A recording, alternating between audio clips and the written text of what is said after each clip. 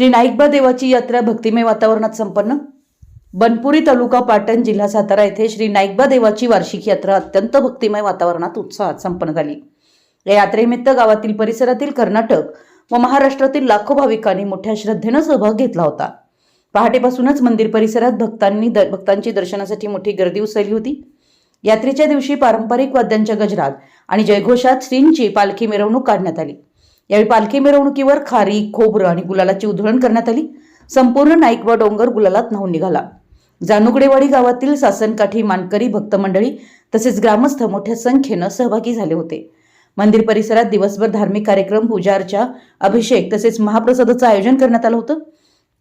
यात्रेनिमित्त विविध मनोरंजनाचे कार्यक्रम, खेळ तसेच लहान मोठ्या दुकानदारांची मोठी वर्दळ पाहायला मिळाली। त्यामुळे यात्रेला जत्रेचं स्वरूप प्राप्त झालं होतं। जानुगडेवाडी ग्रामस्थांनी भाविकांच्या सोयीसाठी पिण्याचं पाणी, निवास व इतर आवश्यक सुविधा उपलब्ध करून दिल्या होत्या।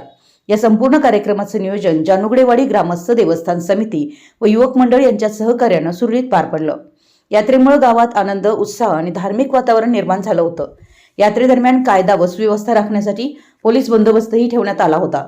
विशाल क्रांती न्यूज प्रतिनिधी अमर माने, बनपुरी।